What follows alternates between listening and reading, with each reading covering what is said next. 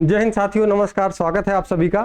जैसा कि आप लोगों को टेलीग्राम ग्रुप पर सूचना मिल ही चुकी होगी कि रेलवे एनटीपीसी जो ग्रेजुएट लेवल का एग्ज़ाम हुआ था उसका रिजल्ट जारी कर दिया गया है। और उसके साथ साथ ये चीज़ भी कि उसकी जो उसका CBT-2 जो होना है उसकी भी डेट आपको बता दी गई है। और उसी सूचना को लेकर के मैं हाजिर हुआ हूँ आज के वीडियो में। और ये जो एग्ज़ाम डेट बताई गई है वो 13/10 को बताई गई है, यानी कि 13 अक्टूबर को बताई गई है। 13 अक्टूबर को इसकी जो स्टेज सेकंड का जो एग्ज़ाम होना है। और उसके अलावा अगर बात करें तो अभी टेलीग्राम ग्रुप में जिन जिन जोन का रिजल्ट मुझे मिल पाया है मैं उन सब का आपको ये इस ग्रुप में प्रोवाइड करा रहा हूं और आप जा करके ग्रुप में ये चीज़ देख सकते हैं। और हमारे कुछ साथी जो UPSI और इसके अलावा रेलवे के लिए क्लास के लिए मैं देख रहा था, इसके पहले कई लोगों के कमेंट थे कल GS वाली क्लास में कि सर UPSI की क्लासें और इसके अलावा अन्य क्लासें।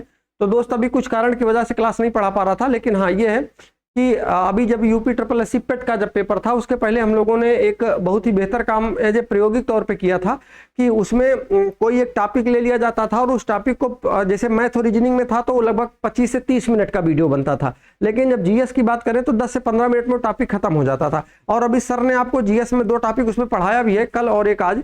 तो कोशिश ये है कि आने वाले दिनों में पहले तो रीजनिंग में 3 चैप्टर बचे हुए हैं वो कंप्लीट करा दूं आपका मैं, और उसके अलावा मैथ में जो चैप्टर बचे हैं वो कंप्लीट करा दें लगभग 15-20 दिन में। उसके बाद फिर हम लोग मान के चलिए कि क्योंकि अभी इसके पहले ये जो एग्जाम लगा हुआ है जिनका उनका तो मान लीजिए ठीक है, लेकिन इसके बाद फिर चाहे UPP की भी वैकेंसी है और उसके अलावा SSC GD का भी एग्जाम है, रेलवे ग्रुप D का भी है। ये मान के चलिए कि इसी में फिर इसके बाद बारी हो जाएगी केवल प्रैक्टिस करने की, तो वो हम लोग 1 बाय 1 करेंगे। और कोशिश ये है कि कल से आपको जो बाकी के क्लासेस के वीडियो बचे हुए हैं चैप्टर के वो आपको कल से प्रोवाइड होना शुरू हो जाएंगे।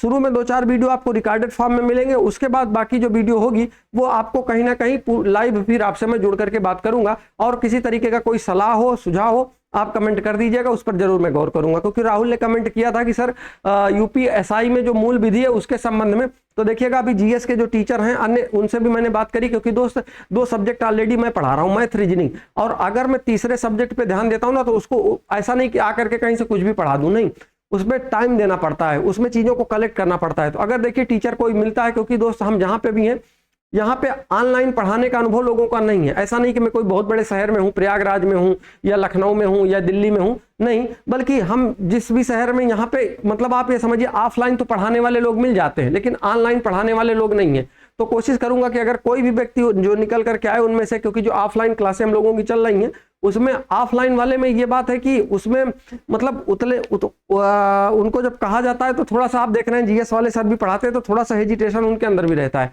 बाकी आने वाली क्लास जैसी भी है उसकी मैं अपडेट आपको दे दूंगा, ठीक है। ओके, बाकी तैयारी करते रहिए, मिलते हैं अगले वीडियो में। Okay, thank you.